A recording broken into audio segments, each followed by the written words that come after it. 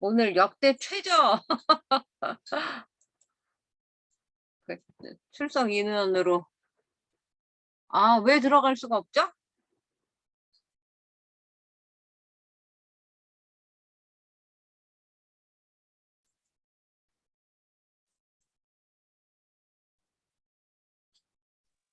어제 핸드폰을 새로 구입하셨는데 도와드렸는데 안 되나 봐요. 아, 앱이 안 음. 깔려 있나 보다. 어저께 깔아 있는 거 제가 확인했는데 아, 그럼 어쩌죠? 아직 그게 인제 익숙하지가 않아서 뭐가 하나 네네네. 호환이 안 되거나 공유가 안 되면 그게 안 되더라고요. 어 제가 다시 혹시 초대해 볼게요. 네. 네, 절에 계시면 저기 뭐야 김숙 보살님이랑 같이 하면 좋을 것 같은데. 예. 어제 오셔 자, 가지고 오늘 안 오셨을 것 같아요. 아, 네. 네.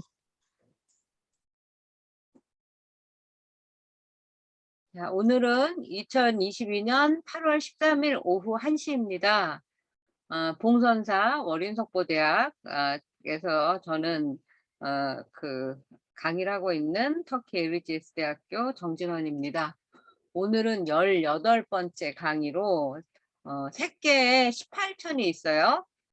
18개가 아니라 18천인데 4선 9천 마지막 초선천, 뭐 2선천, 3선천, 4선천의 9판을 이야기하고 가능하면 무색계 이야기까지 오늘 해보도록 하겠습니다. 이게 어쩌면 우리가 인제 오늘도 제가 인제 쪼끔 정신이 나서 네, 그러니까 고마우신 분들 인제 이렇게 전화를 드리기 시작을 했어요. 근데 저하고 뭐 삼국유사 공부서부터 시작해서 한 근 10년 가까이 하고 계시는 80대 중반 인제 수강하시는 선생님이 계세요. 근데 그분을 어제 법련사에서 만나서 오늘 전화를 했더니 그 80대 중반이시니까 이 6월, 7월에 거의 4-5 분이 돌아가신 거예요. 그리고 참 김숙 보살님은 아시나요? 혹시 그 공선사의 진원 스님, 저랑 이름이 네네. 똑같아요. 네, 네, 네네. 입적하셨죠. 그래서 네. 그 스님이 저번 또 주에. 음. 그 선생님하고 인연이 있어서 거기 장례식에 갔다 왔는데, 장례식에 음. 그렇게 그 스님들이 많이 오시고 뭐 음. 화환이 말도 못하게 많이 들어와서 처음 봤다고 할 정도로 네. 이인자 선생님 굉장히 오랜만이신데 손을 드셨어요. 아직 오디오 연결이 덜 되셨는데 예, 반갑습니다. 음. 그래서 우리가 2주 전에는 욕계, 색계, 무색계 에서 인제 지금 색계 욕계 끝내고 색계 마지막 하늘, 네 번째 하늘에 다시 세분하면 9개의 하늘 이야기를 하고, 이 이야기를 왜 했냐면 여기 이렇게 복잡한 하늘도 아직 극락이 아니에요. 음. 그래서 극락 가기가 이렇게 힘들다는 이야기를 우리가 오늘 공부를 하려고 합니다. 그래서 17강에서는 새끼 사선천하고 이름만 같은 영화 새끼의 이야기를 했어요. 에로틱의 어떤 욕망을 경계하는 그런 제목이었어요, 새끼는. 그리고 오늘 18강은 이제 새끼의 18천 중에 네 번째 사선천의 아홉 하늘, 그다음에 무색계는 네 하늘 이렇게 되어 있는데, 요 공부를 한번 해보려고 합니다. 아마 여러분들이 살아가시면서 이 공부를 하실 일은 오늘밖에 없을 거예요. 그러니까 알아듣든 못 알아듣든 기억이 나든 안 나든 우리 뭐 사생자부 삼계도사 뭐 하지 않습니까? 이제 지신기명례 하면서 칠정례할 때 그 3개가 욕계, 색계, 무색계. 욕계는 이제 욕심이 이제 가득한 우리의 인간들이 사는 그런 세상이고, 그 욕심을 벗어난 세상이 이제 색계. 그리고 이제 무색계는 이 두 가지를 다 여의어서 거의 이제 완전한 하늘에 가까운 그런 하늘이다라는 이야기를 할 거예요. 보시면 그 육도에 선도와 악도가 있고 여기 뭐 지옥, 악의 축생, 아수라, 인간 이렇게 돼 있지 않습니까?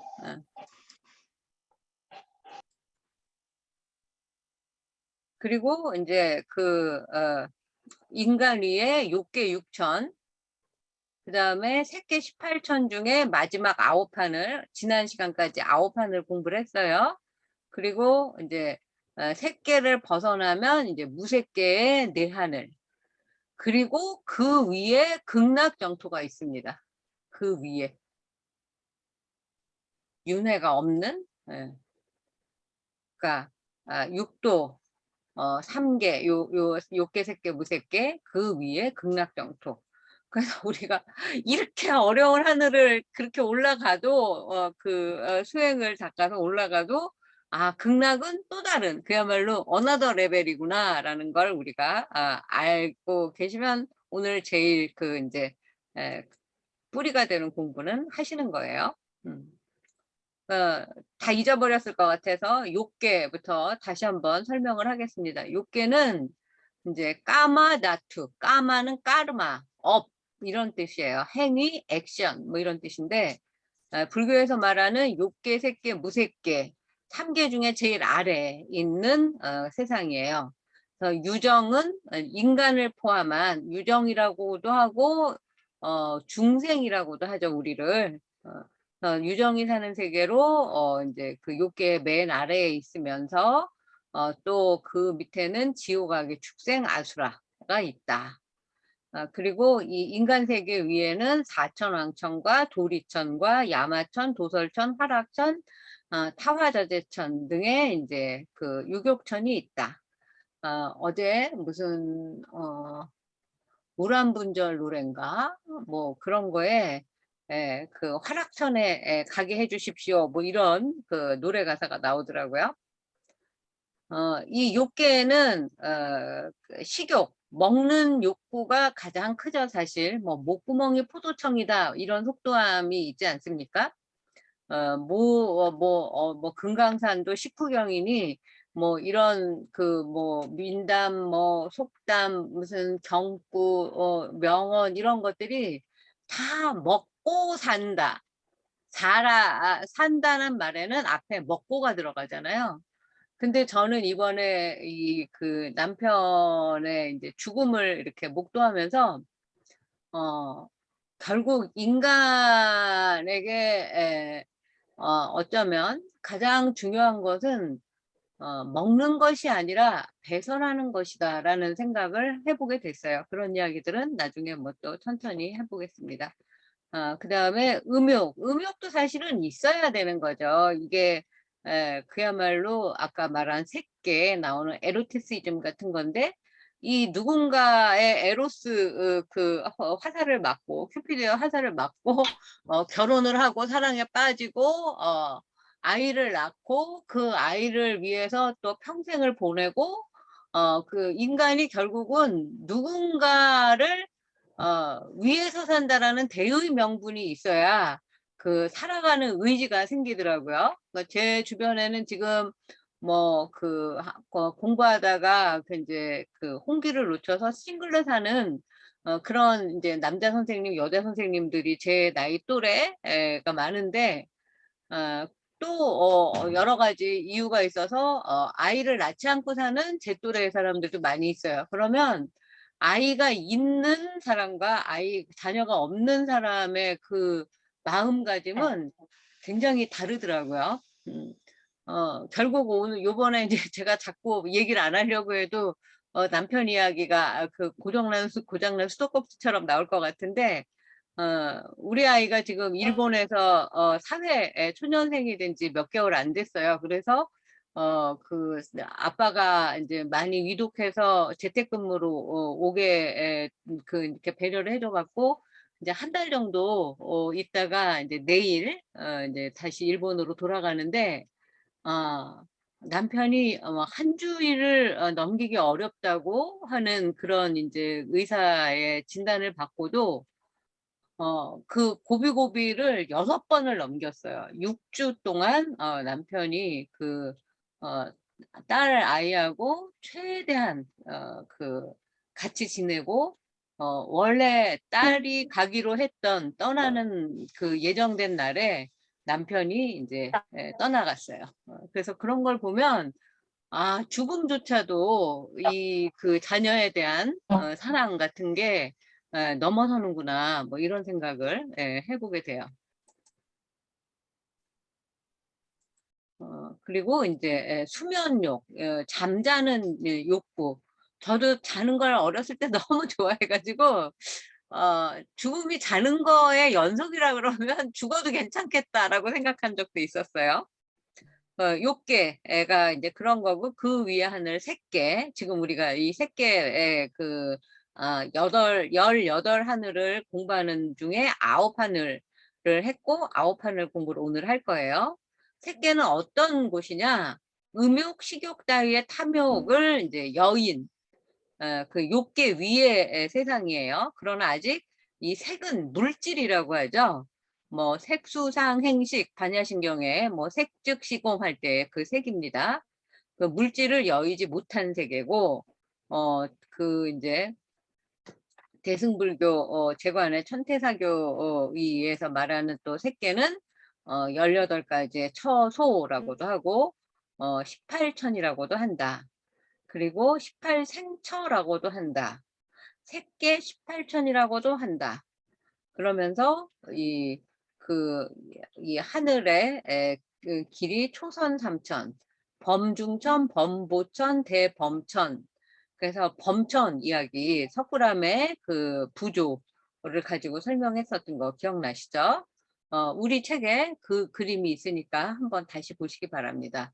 그다음에 두 번째 하늘에 인제 새 하늘로 인제 또 그 구분이 되는데, 소광천, 무량광천, 광음천, 이 광자 들어가는 걸로 공부를 했었고, 세 번째 하늘에 새 하늘, 소정천, 무량정천, 변정천, 요렇게 333 9 하늘을 공부했고, 오늘은 새계 사선천, 사선구천이라고 하는데, 무운천, 복생천, 광가천, 무상천, 무번천, 무열천, 선견천, 선현천, 색구경천, 이렇게 있다고 합니다. 그래서 저는 이 불교 경전 공부를 하면서 늘 느끼는 건데, 이렇게 명칭을 세분해서 이렇게 많은 이름을 지을 수 있는 그 당시 인도 사람들이죠. 이 인도 사람들의 그 뇌구조 굉장히 궁금해요. 거의 우리의 인간 의 상식을 뛰어넘는, 어떻게 보면 외계인 내지는 어떤 초월자들이 살지 않았을까? 우리보다 훨씬 머리 구조의 차원이 높은 그런 사람들이 살아서 이렇게 만들어 놓은 게 아닐까라고 생각이 들 정도로, 사람 이름 짓기, 여러분들 다 뭐 자녀들이나 손주들 이름 짓느라고 또는 거기에 조언을 해 주시느라고 한 번씩은 다 장명이 얼마나 어려운지 느껴보셨죠? 결국은 자기가 못해서 장명가한테 가서 짓지 않습니까? 저는 인제 멋모르고 인제 이름 짓는 법 책을 사다가 인제 우리 아이 이름하고 제 조카 이름, 또 인제 제가 국어과를 나왔으니까 인제 몇몇 사람들이 부탁해서 이름을 지어 줬는데, 나중에 무슨 책을 막 읽어 보니까 뭐 중년운까지 좋다가 뭐 말년에 급살 맞을 수 막 이런 이름이 있고, 그래서 그걸 본 다음에 다시는 이름을 지을 생각을 안 하고 살고 있습니다. 근데 이 이름이 진짜 대단하지 않습니까? 그래서 이름의 뜻을 이제 짧게 미리 한번 예습을 하고 우리 책을 읽을 건데, 그래도 머릿속에 잘 들어오지 않습니다. 이 세 개의 네 번째 가장 높은 단계의 사선천을 9개 하늘로 쪼갠 거예요. 그래서 처음에는 복생천입니다. 이건 쉽죠. 복이 인제 생긴다라는 뜻이잖아요. 복이 그 생겨남을 뜻함. 그 다음에 복애천은 사랑했다니까 복을 사랑하여 즐기는 하늘. 광과천은 넓은 과보의 복이 있는 하늘. 무상천은 모든 마음의 작용을 소멸시킨 경지의 하늘. 그 다음에 무번천은 뭐 번뇌 번자니까 번뇌가 없는 하늘. 그래서 새끼의 즐거움을 모두 여의고 몸과 마음을 이제 그 번뇌에 차게 하는 일이 없으므로 이렇게 지었고, 오정거천, 오불환천 또 5가지 하늘 중에 하나로 보기도 합니다. 그 다음에 무열천, 열도 이제 더운 건데 이 그 작은 번뇌, 번뇌를 뜨거운 걸로 이제 표현을 했어. 이때는 그 번뇌가 생기면 머리가 뜨거워지고 아프고 뭐 이래서 이렇게 하는지. 그리고 또 그 보통 번뇌로 일어나면 생기는 병이 화병 아니겠습니까? 그 화병 자체가 뭐 그 한자로 쓸 수 있을지 없을지 모르겠지만 그 불화, 그 뭐 심화병으로 죽었다 할 때 그 불급 뭐 무슨 지기의 짝사랑, 그 선덕여왕 짝사랑 이야기도 그 가슴에 불길이 번졌다 뭐 그래서 그 저기 선덕여왕이 갔던 선덕여왕의 그 이제 원찰로 삼았던 영묘사가 다 탔는데 그 무슨 해공 스님인가 뭐 그 새끼줄을 쳐놓은 곳만 타지 않았더라 하는 그런 이야기들이 이제 삼국유사에 나오죠. 그래서 이 무열천은 번뇌가 없는 그 청량한 청량자제하고 이것도 오정거천, 오불안천에 들어간다고 해요. 그 다음에 선견천은 잘 본다는 뜻이니 이 하늘은 장애가 없어서 그 이제 그 어느 곳을 보든지 자유자재다. 그러니까 여기에는 시방삼세 할 때 시방이네요. 시방은 뭔지 아시죠? 동서남북 그 다음에 간방 뭐 동남 뭐 서남 무슨 뭐 이런 식으로 그게 이제 사방팔방이죠. 그 다음에 하늘과 땅 그래서 시방 십방인데 비읍이 떨어져 나가서 시방삼세가 되는 거죠. 이것도 오정거천. 그러니까 사선천에 이 5번째 하늘서부터는 오정거천으로 또 들어갑니다. 그 다음에 요거랑 비슷한데 선견천, 선현천. 선현천의 현은 나타남이니 맑은 거울과 같이 여러 가지 양자. 양자는 모습이에요. 모습을 옛날에는 양자라고 했어요. 그 뭐 모습이 고운 처녀가 있었으니 그러면 양자 고운 뭐 각시 뭐 이렇게 써요. 이 하늘은 그 천중 그 하늘의 무리들의 선묘한 과보가 나타나므로 이렇게 보통 이 현자를 써서 우리 불교에서는 나투다라는 표현을 많이 쓰죠. 처음에 그 조실 스님한테 불교 경전을 배울 때는 이 견자도 현으로 쓸 때가 많이 있어요. 이 구수록 배우면 현이잖아요. 그래서 이 견과 현을 제대로 잘 구분해서 어떤 땐 견으로 읽고 어떤 때는 현으로 읽어서 새기고 이런 걸 가지고 그 사람의 공부 실력을 나타낸다고 생각을 해서 그걸 잘하는 그 선배들을 제가 되게 부러워했던 생각이 납니다. 그리고 이제 9번째 하늘이 세계 구경은 이제 구경 열반할 때 구경이에요. 그러니까 뭐 이렇게 무슨 뭐 벚꽃놀이 구경 가는 게 아니라 이거는 궁극적인 목표라는 뜻이에요. 궁구할 구자고 이제 끝경이니까. 색은 빛이고 물질이니 형체를 말함이고 구경은 마침이니 형체가 있는 것이 그 있음을 이 하늘이 이제 마치는 마지막 색계에서 이제 물질이 이제 없어지는 끝이 나는 그런 이제 궁극적인 하늘이다. 그래서 구경천이라고 색이 물질이 끝나는 하늘. 오정거천 중에 하나다. 그럼 오정거천 다시 하면 색계의 사선천의 무번천 오하늘이죠. 무열천, 선견천, 선현천, 택구경천을 오정거천이라고 해요. 5개의 그 깨끗하게 거하는 하늘, 돌아가지 않는 하늘 이렇게. 그래서 오늘은 이제 무색계가 원래 이제 할 그 차례였어요. 이 색깔 왜 누가 이렇게 놨죠?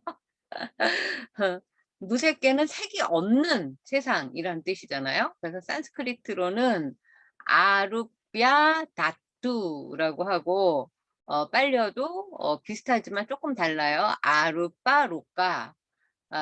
영어로는 폼이 없는, 형태가 없는 렐름. 그래서 이제 세상, 세계. 그다음에 요 아까 무색계 아래에 있는 하늘들이 요계, 색계였잖아요. 요걸 이제 무색계까지 합해야 3계가 된다는 거. 3계 도사 사생잡 할 때 3계를 우리가 지금 배우고 있어요. 그래서 탐욕이 있고, 또 물질이 있고, 또 이제 물질이 없음이 있고, 이 삼유 가운데 무색유하고 무색계가 동의어이다. 무색계는 탐욕과 진심이 모두 사라져. 진심은 성내는 마음이죠. 탐진치할 때. 그러니까 물질의 영향을 받지는 않지만 아직 나라는 생각을 버리지 못해서 아직 치가 남아있다고 해야 될까요? 그러면 정신적인 장애가 있는 그런 세상이라고 해요. 그러니까 우리는 뭐 도리천만 가도 도솔천만 가도 미륵부처를 보고, 도솔천에서 또 우리 석가모니 시달타 태자가 그 마야 부인의 태로 들어오는 태몽으로 이제 나오는 이야기가 석고상절의 시작 아닙니까? 그래서 그 하늘만 해도 어마어마한데 그 하늘 위에 색계 18하늘이 있고, 그 하늘 위에 또 무색계의 4하늘이 있는데 이 4하늘도 나라는 그 생각을 아직까지 여의지는 못했다. 그래서 극락까지는 멀었다. 그런 이야기를 지금 하고 있어요. 중생이 사는 세계 가운데 가장 깨끗한 세계, 미세한 자아, 의식으로 인한 어리석음만 떨쳐버리면 이제 부처님의 경지, 불지에 이르게 된다. 이 세계는 공무변처, 식무변처, 무소유처, 비상비비상처에 사공천이 있다. 이름은 많이 들어보셨죠? 이상과 같은 욕계, 색계, 무색계, 삼계는 불교의 전통적인 해석에 의한 것으로 지옥부터 시작해서 마지막 무색계의 비상, 비비상천, 비상도 아니고 비상 아닌 것도 아닌 처, 땅 밑에서 허공까지 올라가면서 형성된 유형적인 세계로 인식되고 있다. 욕계가 뭐 식욕, 탐욕, 뭐 색욕이 있는 그런 관능과 감각의 세계라면, 색계는 관능은 이제 초월했지만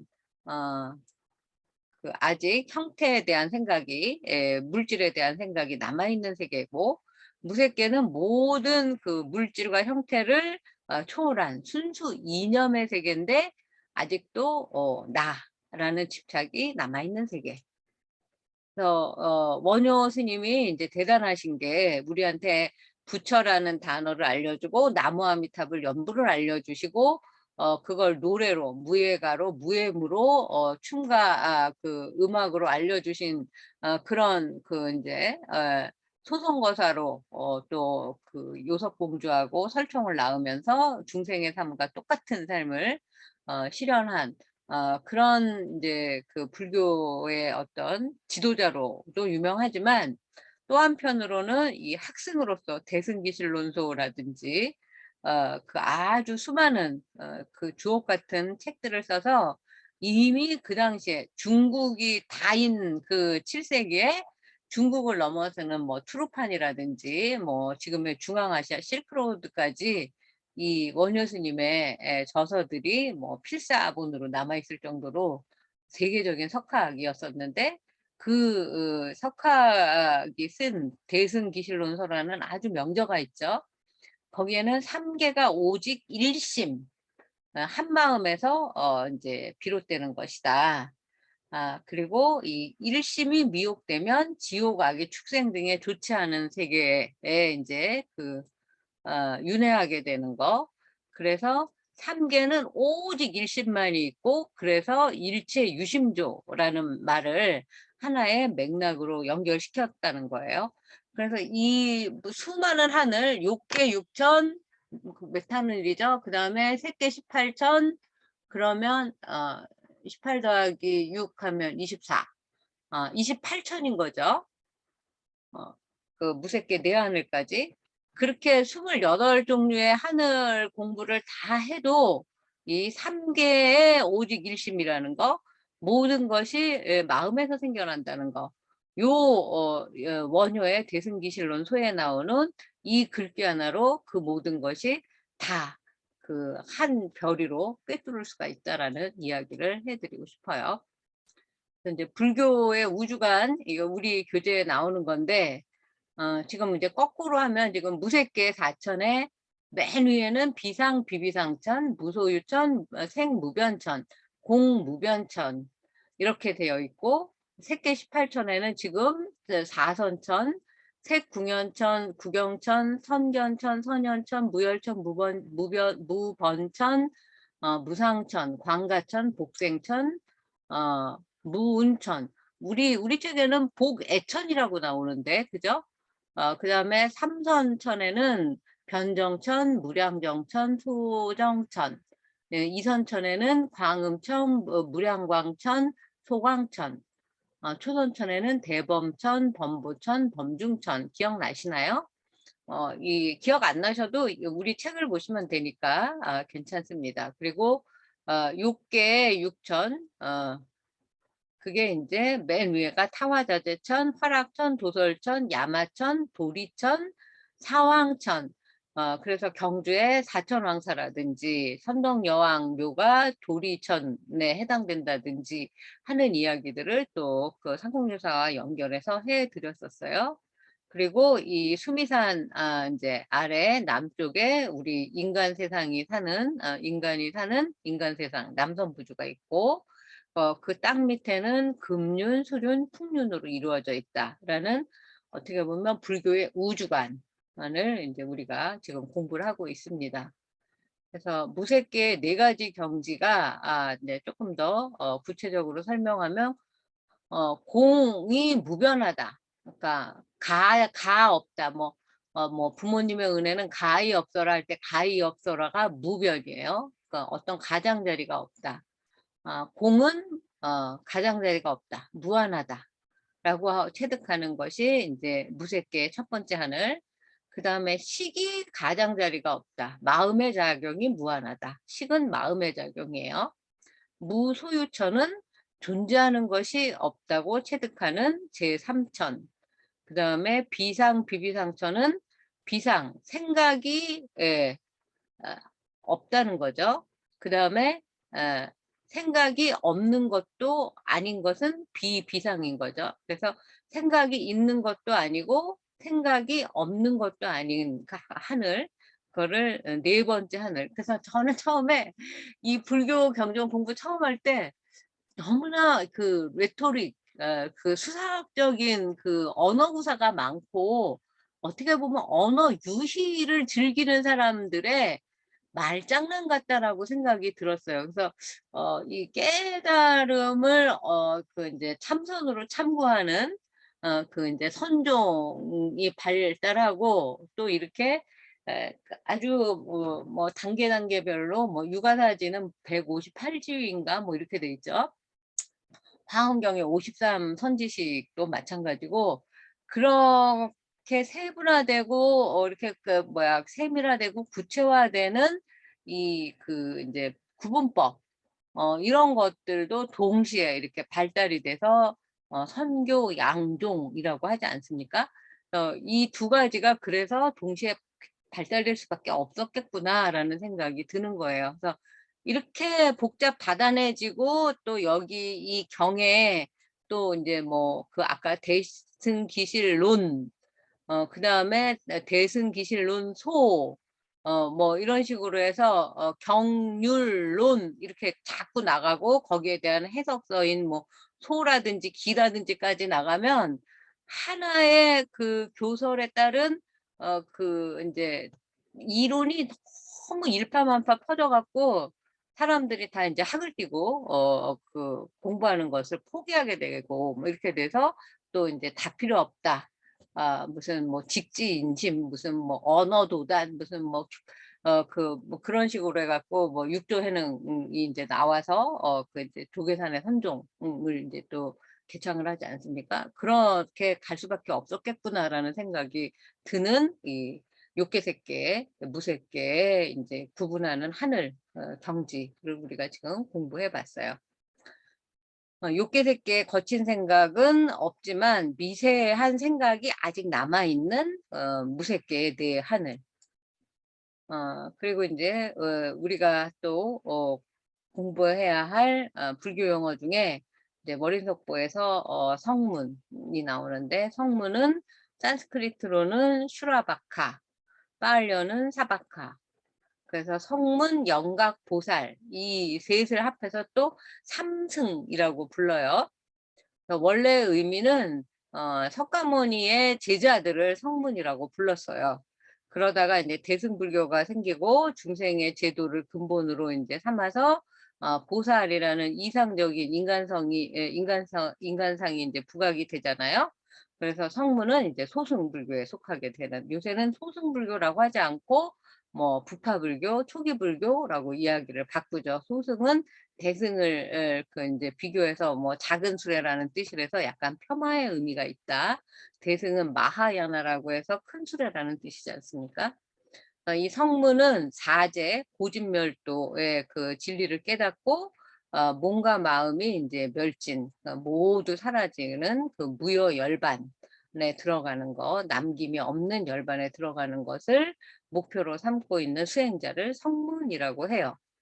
뭐 그래서 이 성문은 아공의 이치만 깨닫고 법공이 아만 공할 뿐이지 법까지 공하다는 그 진리는 아직 깨닫지 못한 단계. 일반적으로 중생이 참다운 나라고 생각하는 주장하는 실아가 인제 그 정신적이고 물질적인 기본 요소들이 화합해서 생겨난 것이지 영원불변의 참된 나가 아니다. 아공을 깨달은 것. 이게 인제 성문이고 이 세상의 모든 것은 인연이 모여서 생겨났으므로 절대 실체와 자성이 없다. 라는 법공은 아직 깨닫지 못한 단계. 아유 이인자 저 선생님은 지금 무슨 전철을 타고 가시면서 열공하시나 봐요. 존경합니다. 그래서 성문에도 인제 4 가지 과보가 있는데 성문으로 인제 해탈할 수 있는 길을 성문사과라고 해요. 그래서 인제 그 수다원, 사다함, 아나함, 아라한 다 들어보셨나요? 이 중에서 아라한을 제일 많이 들어보셨을 것 같고 그다음에는 뭐죠? 사다함. 사다함은 누구 이름이죠? 신라 화랑의 이름이죠. 그리고 옛날에 한때 선덕여왕 드라마에서 아주 유명했던 고영정이 연기한 미실의 첫사랑이기도 해요. 화랑세기에는 이 두 사람의 사랑이 이루어지지 못하는 그런 아주 러브 스토리와 향가까지 남아 있어요. 그리고 이제 이 처음에 수다원은 영유라고 번역이 된대요. 그래서 생사의 흐름을 거슬러 올라가서 육진에 물들지 않고 한결같이 번뇌가 아 생기지 않게 된 그런 인제 성문을 인제 수다원과를 이루었다. 그리고 내세에는 지옥에나 축생에나 아수라에 빠지지 않게 된다. 이게 인제 수다원과에 이른 성문. 그다음에 두 번째 사다함은 한 번 갔다 옴이라고 일왕래라고 번역이 되고 욕망을 모두 버리고 번뇌를 끊었으므로 죽은 뒤 천상에 인제 가서 다시 인간의 인제 그 인제 온 다음에는 완전히 해탈한다. 그런 뜻이래요. 그다음에 아나함은 불환, 돌아오지 않는다는 뜻으로 이제 출욕, 욕심을 벗어난 다음에 다시는 욕심의 세계로 가지 않는다, 돌아가지 않는다. 그래서 불환과를 이루었다. 안화함. 그래서 무쟁이라고도 번역을 한대요. 그리고 마지막으로 아라하는 대승의 이제 해탈, 열반에 이제 조금도 다를 바 없는 경지를 나타내는데 이게 이제 자기만의 해탈인 것이 문제다. 우리는 대승불교에서는 상부보리 하화 중생. 그래서 내가 보리를 구한 다음에는 다른 중생을 교화하는 것까지가 이제 그 목표인 거잖아요. 그래서 대승불교권에서는 이 성문을 이제 좀 기피하는 경향이 있다. 그리고 이제 조선 중기의 웹 검색 결과입니다. 휴정 스님이 쓴 성가구감에서는 성문은 고요한데 머무는 곳으로서 소행을 삼기 때문에 마음이 움직이고 마음이 움직이니 귀신이 보게 된다. 이런 말도 썼다고 해요. 그래서 성문에 대한 이제 이해를 이제 성가구감에서 찾아볼 수 있다. 그러나 성문의 그 윗단계인 보살, 대승에서 말하는 보살은 성품이 본래 비어 있는 것을 깨닫고 그 마음이 스스로 고요하기 때문에 자취가 없다. 그 자취가 없으므로 외도나 마구니들이 볼 수가 없다. 그래서 이제 그 보살이 훨씬 더 이제 훌륭하다. 네, 이런 구분은 이제 올바르지 않다. 모두가 불제자이지만 보살은 중생을 위한 실천이 있고 성문은 자기 해탈에 먼저 집중한다는 점이 다른 것이다. 뭐 이렇게 또 해석하는 데가 있어요. 자, 여기까지. 오늘 공부할 그 내용을 제가 PPT로 정리를 한 거고, 그 다음에 시간관은 이제 다음 시간에 할 거니까, 잠깐 10분 쉬었다가 1시 55분에 우리 책 가지고 다시 공부하겠습니다. 잠시 쉬세요. 감사합니다. 자, 그럼 2부 우리 책 공부하도록 하겠습니다.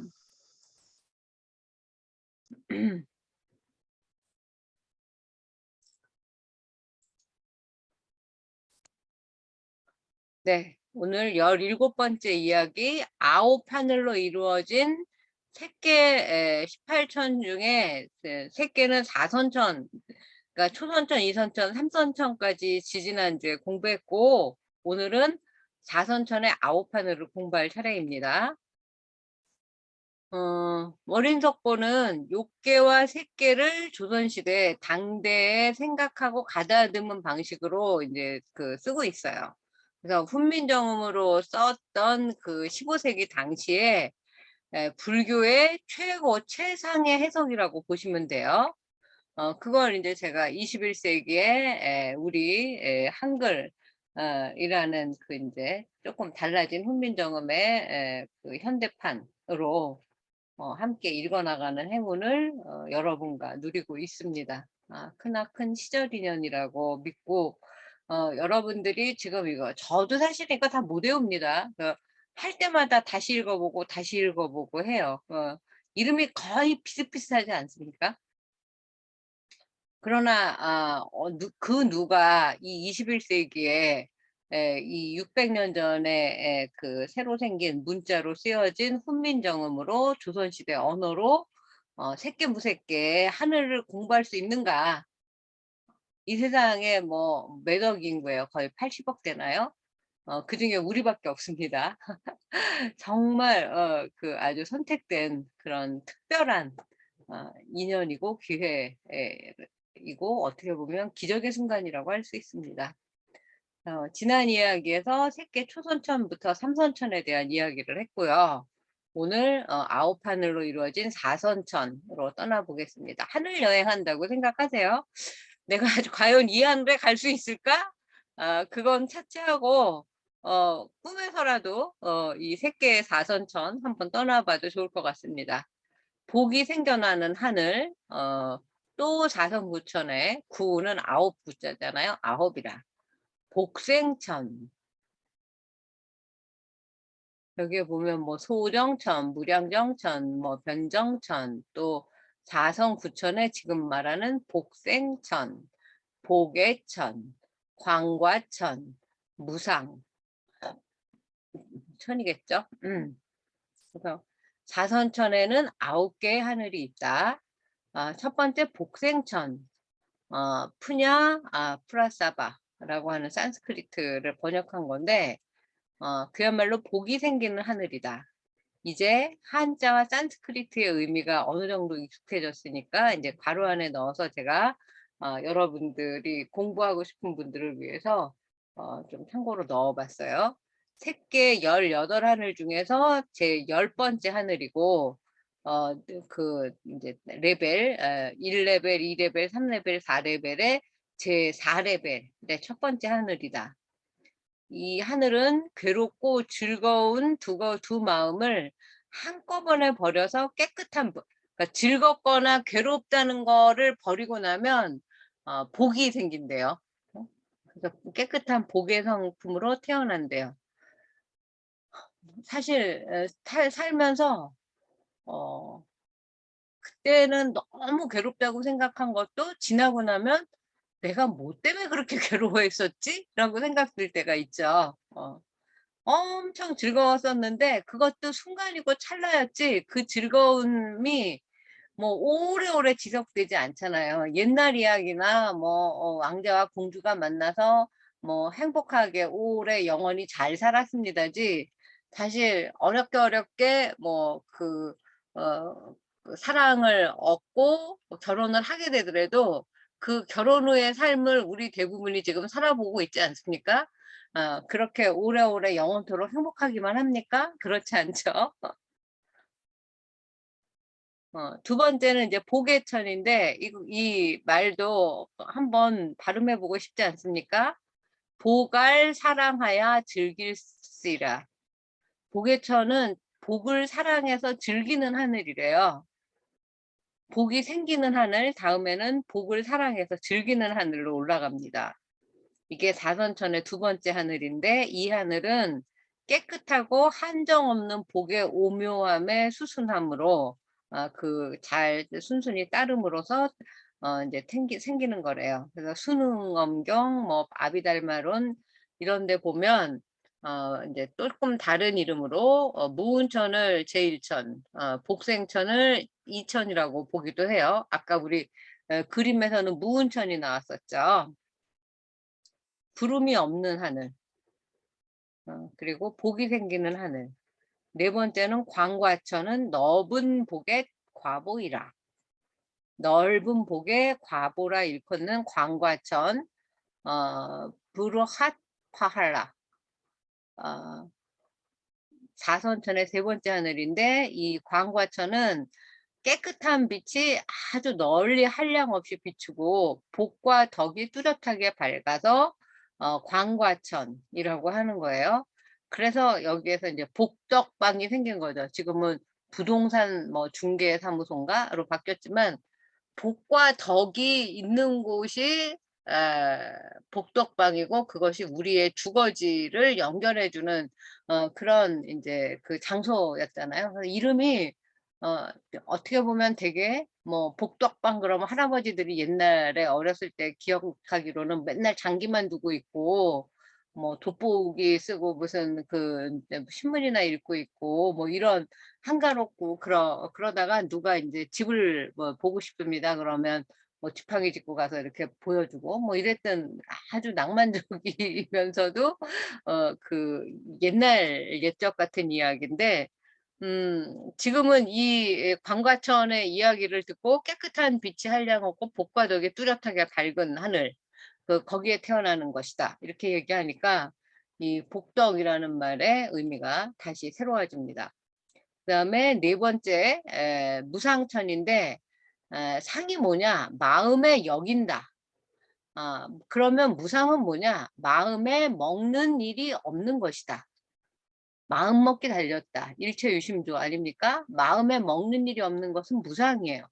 무상천은 광과천과 한 군데, 그러니까 함께 있느니라.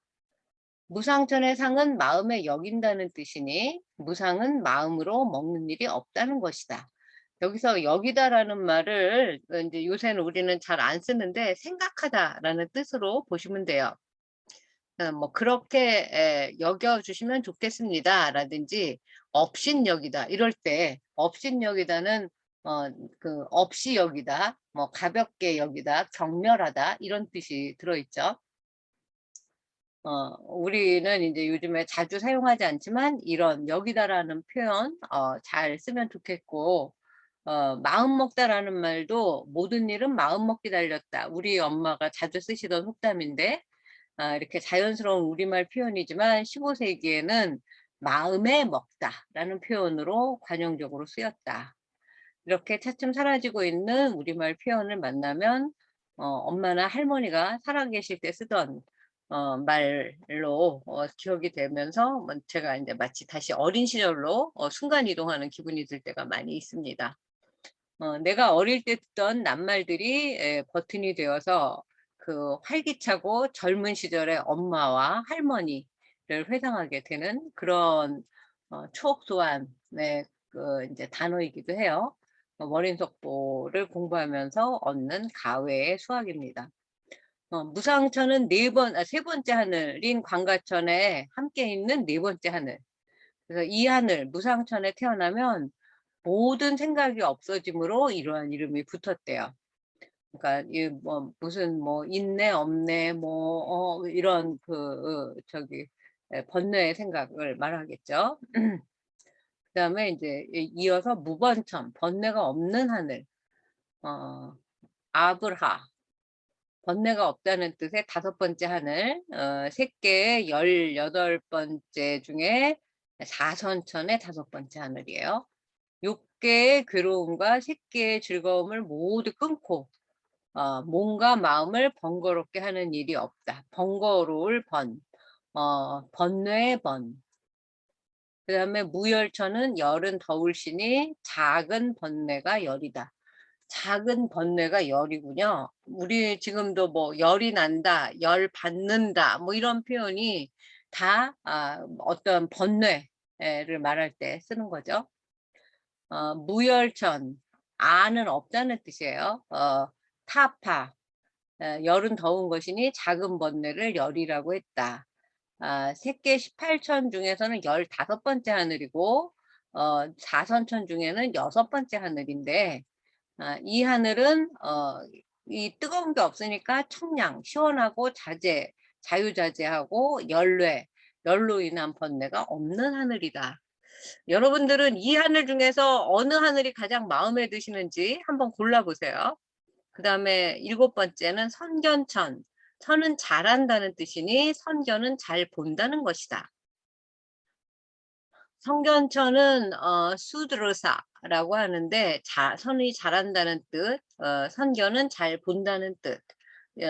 사선천의 7번째 하늘로 어떤 장애, 막히고 가로막는 것이 없어서 시방을 잘 보는, 시방을 보는 게 자유자재한 하늘. 우리가 착할선이라고 보통 그 그 훈을 새기잖아요. 그 착하다는 표현에 이렇게 많은 뜻이 잘한다는 뜻, 훌륭하다는 뜻, 예쁘다는 뜻, 아름답다는 뜻 다 들어 있어요. 그러니까 뭐 미스 코리아 진선미를 뽑지 않습니까? 그 선이라는 글자에는 진도 들어 있고 미도 들어 있다는 거 참 놀랍지 않습니까?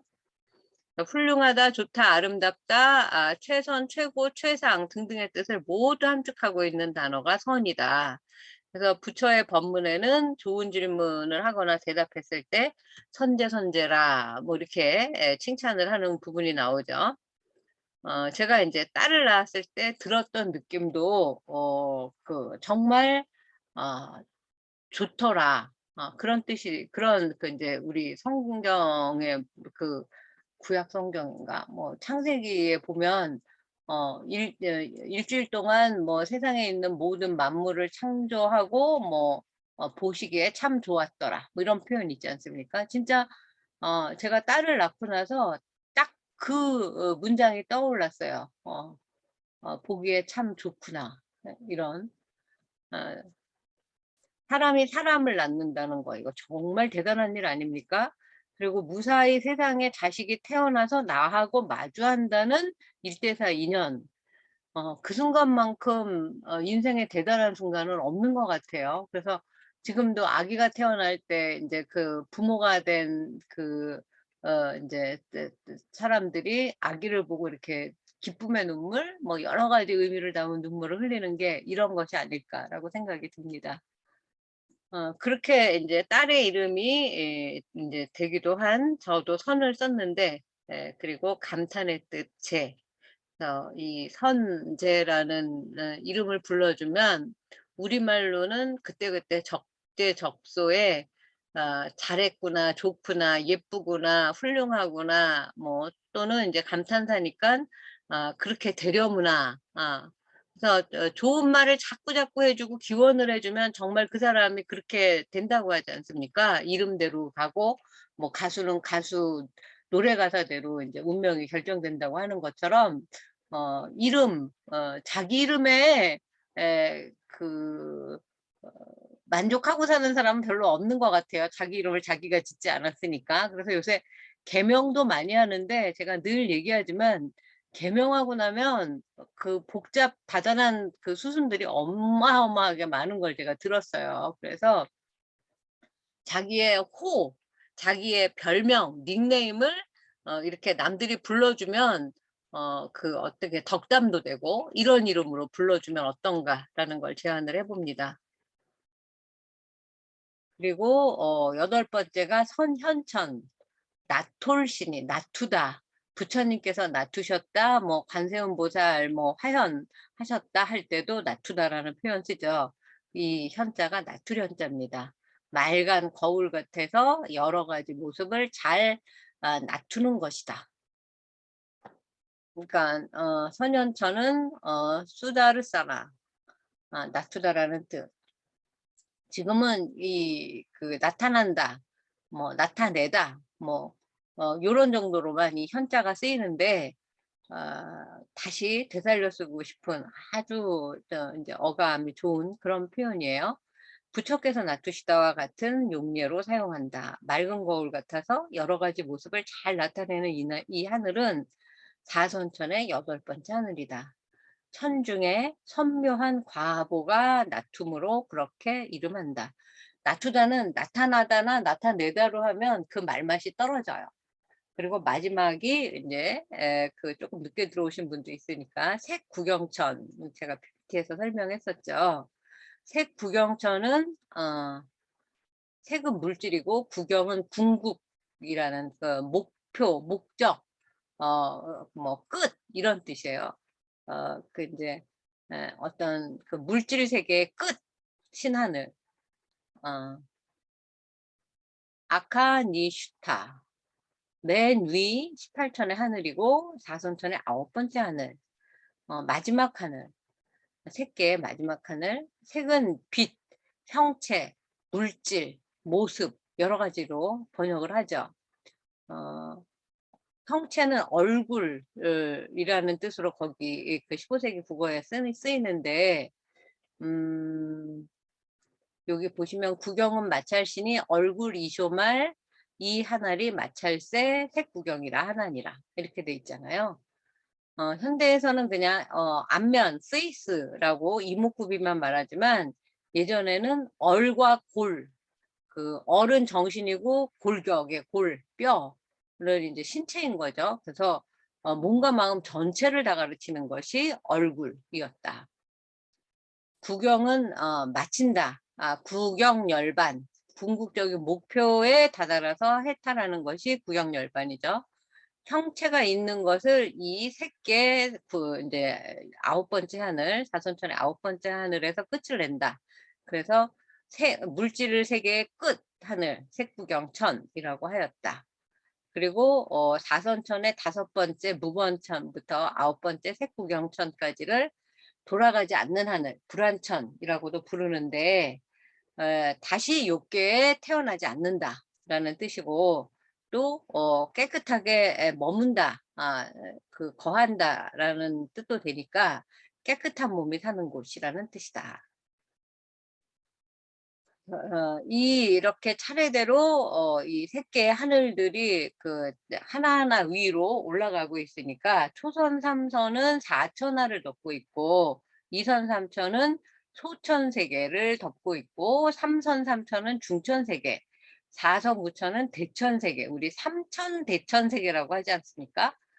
그렇게 인제 그 분류해서 덮고 있으니 이 18개 하늘을 3개 18천이라고 한다.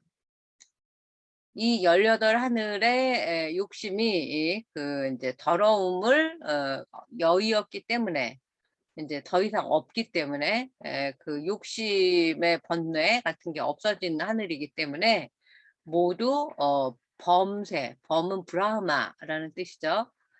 세 권의 형체가 있으므로 아직까지는 그 오온의 인제 그 세계에 해당되는 물질이 있으므로 색계라고 하는데, 오는 또 오온 5가지 그 더미가 있으니, 첫 번째 이 세고는 비어서 말지 못해 아직까지 빛 또는 물질이 있는 것. 그다음에 색수상행식할 때 수는 수고로움, 즐거움, 수고롭지도 즐겁지 않음을 받는 것을 수온. 생각 상자는 여러 가지 일이 스치는, 곧 생각하는 것. 그다음에 행은 행적, 행동을 나타내는 더미. 시고는 그 가려내서 아는 것, 구분, 비교, 식별. 오는 오음이라고도 하는데, 오는 모으는 것이고 음은 가려서 덮는 것이다. 모두 이걸 합해서 진실의 성품을 가려 덮어서 인제 색수상행식이라고 한다. 이렇게 월인속보의 욕계와 색계가 품고 있는 하늘의 특징, 그리고 그 뜻을 우리가 지금 공부를 해 봤어요. 어려우시죠? 우리는 흔히 반야신경 한 구절인 조견 오온계공을 무심코 읊조리죠. 이 조견 오온계공의 오온이 이렇게나 중요한 것이었다는 거. 그저 오온으로 이루어진 나를 비롯한 세상 모든 것들이 공하다. 뭐 조견 오온계공을 직설적으로 풀이하면 이 정도 뜻이 되는데, 이게 겉핥기식 아르마리가 아니었을까? 이 욕계색계 하늘들을 공부하고 나니까 그것을 한 방에 그냥 인제 깨트려 주는, 내가 뭔가 '아 반야신경 정도라면 내가 꿰뚫었어요.'라고 하는 사람들한테 월인석보의 "욕계색계 하늘 공부 좀 해 보실래요?" 라고 한다 그러면 바로 겸손해지지 않을까 싶어요. 이 월인석보 오원의 심오한 뜻, 600년 전에 이토록 쉬운 우리 글자로 설명을 해 놓았다니 놀랍지 않은가. 우리가 이 생에 넘지 못할 6개의 6천과 3개의 18천은 굳이 몰라도 좋다. 그러나 월인석보의 오온만큼은 천천히 찬찬히 되새겨볼 일이다. 우리는 지금 월인석보 중에서 1권 중에서 월인청강지국 9장 내용을 계속 설명하고 있어요. 거의 책 한 권에 해당되는 내용이 설명되고 있어요. 그러니까 사선천이 보고 지나간 일로 헤아려 일천분의 세존이 태어나실 것을 압니다 하는 해당 구절. 9장 2절 내용에 대해서 석고상절의 풀이 11번째 얘기부터 지금 17번째 얘기까지 나가고 있는 거예요. 그러니까 얼마나 이 저기 월인석보 월인청강지국 9장이 그 석고상절에서 중요한 그 위치를 점하고 있는지 알 수가 있죠. 어 다음에는 무색계에 대해서 공부하기로 할 거다. 그리고 월인청강지국 10장과 11장을 읽으면 108장으로 구성된 대망의 월인석보 1권을 강경하게 되는 것이다. 우리 지금 9장 공부하고 있는데 10장, 11장까지 공부하면 월인석보 1권이 끝나고 마지막 장이 신기하게도 108장으로 끝나는 것을 우리 눈으로 확인할 수 있을 것이다. 월인석보를 1권을 읽는 이 한여름의 즐거운 수행. 그래서 뭐 나무 아미탑을 뭐 나무 석가모니불 하듯이 이 법, 그 부처님의 법도 부처님과 동일시가 되지 않습니까? 그래서 나무 월인석보, 진짜 월인석보에 귀의하고 싶은 심정으로 썼습니다. 무색계 별로 길지 않으니까 이어서 오늘 무색계까지 할게요. 순수한 선정의 세계를 무색계라고 합니다. 드디어 욕계 6천과 색계 18천 그 하늘 여행을 마치고 무색계 하늘 여행을 시작할 시간입니다. 타임머신에 탑승해 봅시다. 이제 욕계 색계도 지금 몇 주째 또 방학까지 해서 머릿속에 가물가물할 텐데 이제 마지막 무색계를 그 이제 하늘 여행할 테니까 타임머신 타시고 안전벨트 매시고 마음을 이제 다잡고 마음에도 벨트 매주세요. 졸리실 수도 있어요. 15세기라는 시간 속으로 날아가 봅시다. 불교의 우주에서 무색계, 사공처는 도대체 어떤 세상인가 여행을 떠나보자는 이야기를 드립니다. 무색계는 3계 중에 하나로 형상, 아까 색을 말하는 거예요. 색의 속박에서 완전히 벗어난 순수한 선정의 세계가 무색계입니다. 여기에 4가지 경지가 있는데 오늘은 어느 경지까지 우리가 이해할 수 있을까? 첫 번째만 이해해도 좋을 것 같아요. 공무변처. 허공은 무한하다고 체득한 경지. 사실 여러분들 밤하늘 아니 뭐 지금 하늘을 쳐다보셔도 돼요. 정말 무한해 보이지 않습니까? 저 위로 더 올라가면 무슨 뭐 달이 있고 뭐 목성이 있고 화성이 있고 수성이 있고 명왕성, 천왕성이 있고 이런 거 사실 머릿속에 잘 안 그려지지 않습니까? 허공은 무한하다. 가히 없다라고 생각하는 경지 공무변처. 식은 마음인데 마음의 작용이 무한하다고 생각하는 경지를 식무변처. 무소유철은 이 뭐 공이고 식이고 다 존재하지 않는다고 체득하는 경지. 비비상처는 생각이 있는 것도 아니고 이 비상이겠죠. 비비상 생각이 없는 것도 아닌 경지. 욕계색계의 이제 어떤 거친 생각이 다 없어졌지만 미세의 생각은 아직 남아있는 경지 하늘이 비상비비상처. 사공처라고 부르는데 그 사공처는 4가지 비어 있는 곳이다. 땅은 곳, 흙만 얘기하는 게 아니에요. 이 6개, 18개에 이제 사공처가 있는데 4가지 비어 있는 세계고 이 처는 하늘이라는 뜻과 동의어이다. 우리는 고처라고만 얘기하고 있지만 장소만을 가리키지 않고 이제 월인석보에서는 자리, 처소, 곳, 땅, 경계, 지위 이렇게 여러 가지 뜻으로 처를 쓰고 있어요. 지도 같은 의미로 처지라고 볼 수가 있죠. 그래서 공처는 색을 싫게 여겨서 비어 있음으로부터 있는 하늘이다. 공처라는 하늘은 색을 싫다고 여겨서 비어 있음을 말미암아 존재하는 하늘. 공무변처, 아까 공처가 공무변처 줄임말, 허공은 무한하다고 체득한 무색계, 제1천. 여기 보면 사공처에 공처, 식처 이렇게 나오죠. 그 다음에 식처는 형상과 비어 있음, 공처를 싫다고 여기고 식을 말미암아 있는 세계. 그래서 이제 식만 생각하는 세계가 식처, 식무변처의 줄임말. 무소유처는 그 무소유처는 소유한 것이 없다. 없을 문자죠. 소유한 게 없다는 뜻이니 이 하늘은 형상과 허공과 마음이 모두 없고 마음만 있다는 경지. 그 다음에 마지막에 비상비비상처는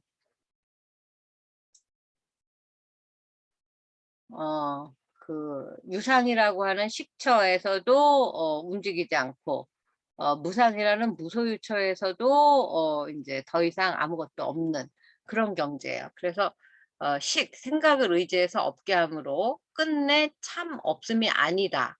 있는 듯하되 있지 않음이 이제 생각이 아니다. 없는 듯하되 얻지 아니함도 생각 아님이 아니다. 그러니까 생각이 아니다 비상, 생각 아님이 아니다 비비상. 참 알쏭달쏭한 비상과 비비상의 비상식적으로 들리네요 진짜. 해석이죠. 유상은 두 번째 식무변처지를 말하는데 식무변처지는 마음이 무한히 확장되는 것을 관하는 것으로 유상이라고 하고요. 무상은 세 번째 무소유처지를 말하는데 마음의 비존재를 인제 관하는 것, 이걸 무상이라고 한대요. 그래서 비상, 비비상 처지는 이들 유상과 무상을 다 함께 버리고 떠나는 경지, 마음 상태. 비상, 비비상 처지의 상태에 머물러 있는 동안에는 욕계나 색계에 거칠거나 미세한 생각이 없어진대요. 그러나 그보다 더 극미한 그 더 미세한 생각은 있다. 이 상태를 넘어가야 열반, 부처의 상태, 극락, 이게 인제 도달을 하는 것이다. 그런 뜻이죠. 이 이제 그 추세라고 해요. 그 굵을 추자, 가느다랄 새자. 예, 그 색을 논하기에 앞서서 추화새에 대한 우리말을 한번 보고 넘어갈게요. 우리가 보통 거칠추라고 말을 해요. 그래서 이 한자는 성글다, 굵다, 대범하게 대강 나누다라는 뜻으로 나오고, 자세할 새자는 반대말이에요. 추자에. 그러니까 국자와 가느라타라고 번역을 해 놓고 대비구도 인제 굵은 비구라고 부를 때가 있어요. 큰 스님이죠. 사공처에는 업과라는 큰 색이 없고 인제 정과라는 미시적인 색이 있는 그런 경지래요.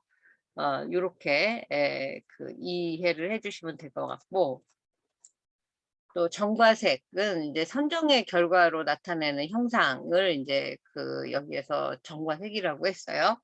이 정과색이 지극해서 일체의 색에 대해서 다 자유롭게 돼서 정해서 색을 일으키게 된대요. 그래서 경전에 이르기를 "보살의 코로 무색계의 향을 맡는다."라는 말이 있다. 그리고 "사리불이 열반할 때 무색계의 눈물이 가랑비같이 내린다."라는 말도 있대요. "무색제천이 세종께 절하다."라는 말도 있고, "무색이 머리를 조아리다." 이런 말도 남아 있고, "무색계천에서 꽃과 향을 뿌리니 향이 수미상 같고 꽃이 수레바퀴 같다." 이런 말들이 다 성문영각 경지에서는 어려운 일이다. 우리를 성문영각으로 볼 수가 있겠죠.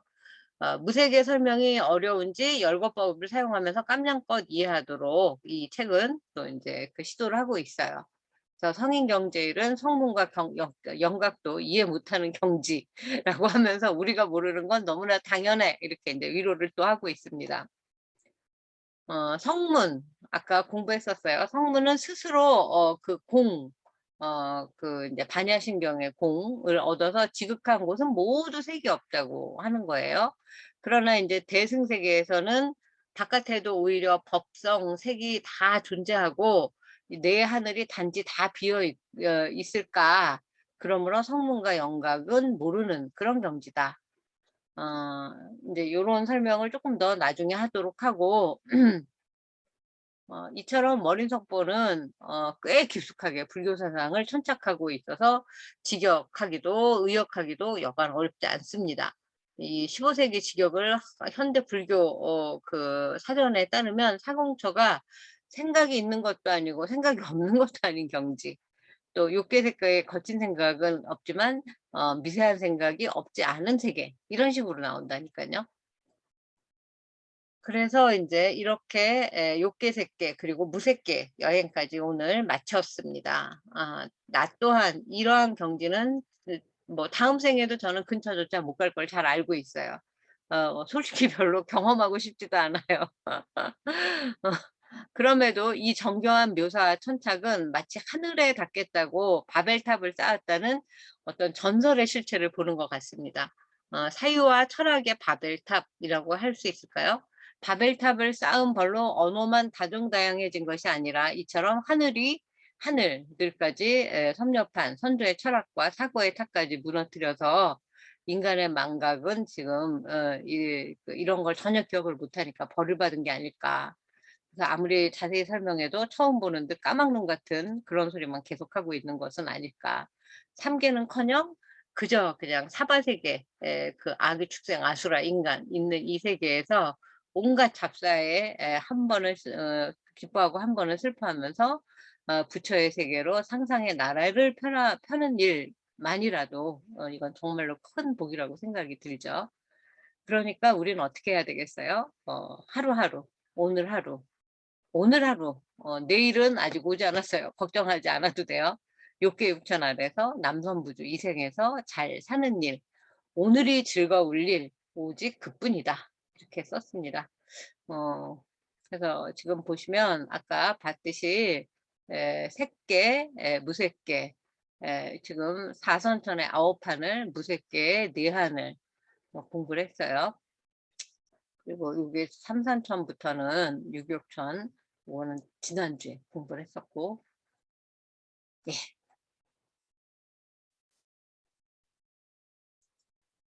오늘 어떠셨나요? 엄청 졸립지 않으셨어요? 변혁주 선생님 어떠셨어요?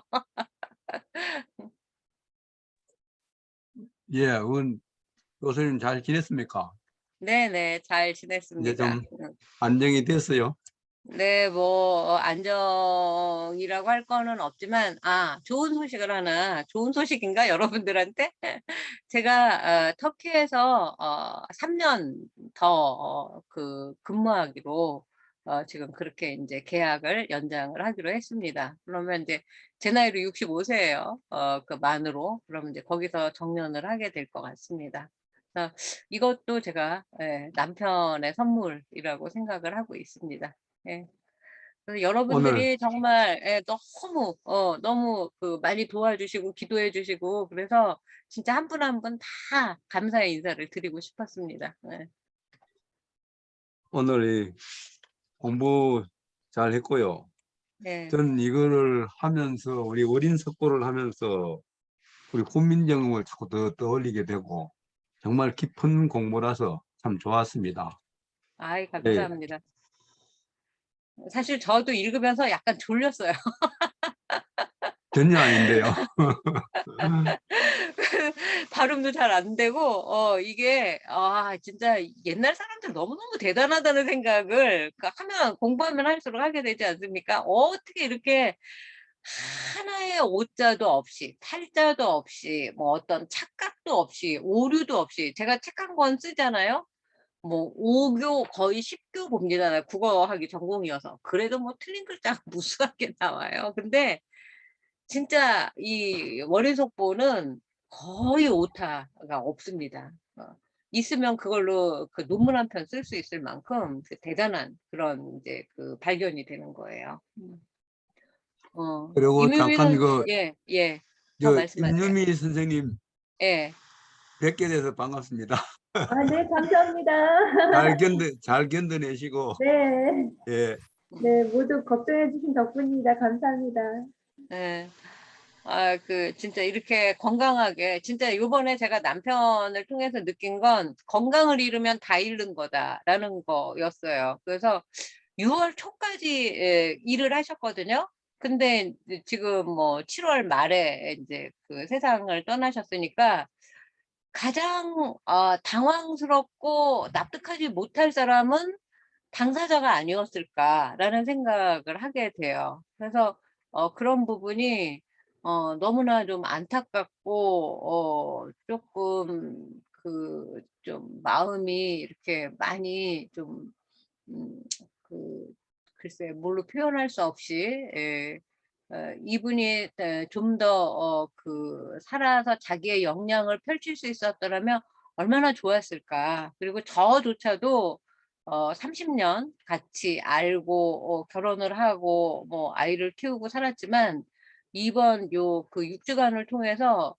이분의 어떤 면모라고 할까, 뭐 그릇의 됨됨이라고 할까, 이제 대단한 그런 여러 가지 모습들을 보고 어 아무리 부부라고 하더라도 가까이 가족으로 산다는 것은 어떻게 보면 진짜 코끼리를 장님이 더듬는 것만큼도 알지 못하는 게 아닐까라는 생각이 들었어요. 이 말씀을 드리는 것은 지금 다 옆에 계신 그 가족분들에게 건강, 늘 챙겨주시고, 그리고 매일 뭐 이제 의식주를 같이 하고 일상을 같이 하다 보면 아무리 그 영웅도 참모 앞에서는 영웅이 아니라고 하지 않습니까? 막 소심하게 막 긴장하고 떨고 뭐 쩔쩔매고 막 스트레스 받아 하고 뭐 이래서 그런 것처럼 그 사람의 어떤 진면목을 어, 가장 최측근이라고 하면 가장 잘 알아야 될 것 같은데 가장 그 침소봉대한 모습만 단점만 부각해서 보고 그 사람의 장점을 잘 알아주지 못한 것이 아닐까 라는 생각을 이번 시간 동안에 했고 글쎄 앞으로 이제 제가 이제 시간이 지나면 아까 세월이 약이라는 얘기를 시간이 가야 해결된다는 이야기를 아까 원수연 보살님이 이제 하셨는데 이 진짜 폭풍처럼 지나간 어떻게 보면 이 폭우처럼 지나간 이 시간들이 앞으로 남아있는 제 인생이 얼마나 될지 모르지만 나에게 무엇을 전달하고 싶었고 나는 이 시간을 어떻게 한 줄로 정리할 수 있을까를 화두로 삼게 된 것 같습니다. 그래서 여러분들을 만나는 이 시간 그 횟수 이런 것들이 진짜 어떻게 생각하면 지금 저를 구원해 주는 거라고 생각을 해요. 그래서 저에게 지금 이런 월인석보 강의를 준비하거나 내가 맡아서 해야 할 그런 당장의 목전의 일이 없더라면 내가 이 시간을 어떻게 이제 견딜 수 있을 것인가. 그리고 이제 또 하나 요번에 느낀 것은 누구나 죽을 때까지 난생 처음인 일이 너무나 많지 않습니까? 그래서 이 일을 겪으면서 계속 뭘 몰라서 좌충우돌하고 지금도 며칠 전에 이제 돌아가셨다는 신고를 그저께 했는데 뭐 세금 문제, 무슨 뭐 금융 관련 문제, 무슨 상속 문제 이런 것들에 대해서 정말 제가 아는 게 아무것도 없더라고요. 그래서 이런 걸 원스톱 서비스로 뭐 그 무슨 상조회사처럼 아니면 상조회사의 한 파트가 맡아서 해주든지 그래서 이런 그 인생의 생과사를 잘 징검다리를 건너갈 수 있는 그런 시스템이 마련되면 좋겠다라는 생각을 요번에 또 해보게 됐습니다. 특히 이제 지금 이제 봉선사의 종무팀장님으로 계신 김숙 이제 부반장님이 요번에 제가 봉선사 객원당에 모시고 뭐 이제 사무제를 지내고 하는 모든 것들을 다 옆에서 같이 함께 해주시고 도와주셔서 이 어려운 과정을 잘 이제 버틸 수가 있어서 정말 너무 감사드리고 또 이제 반장님 또 조은숙 보살님 또 여기 계신 여러분들 다 이제 진심 어린 그 기도, 응원, 또 이제 또 장례식에 찾아와 주신 뭐 주지 초격 스님, 뭐 정원 학장 스님, 또 보타 포교국장 스님, 우리 월인석보 또 도반 선생님들 모두 감사드린다는 말씀을 전하고 싶습니다. 네. 오늘 병상에는 2개월 계셨어요? 예? 병상에는 2개월 계셨습니까? 그러니까 제가 6월 2개월 가량 있었는데 아마 한 6월 7일 정도에 입원을 했던 것 같고요.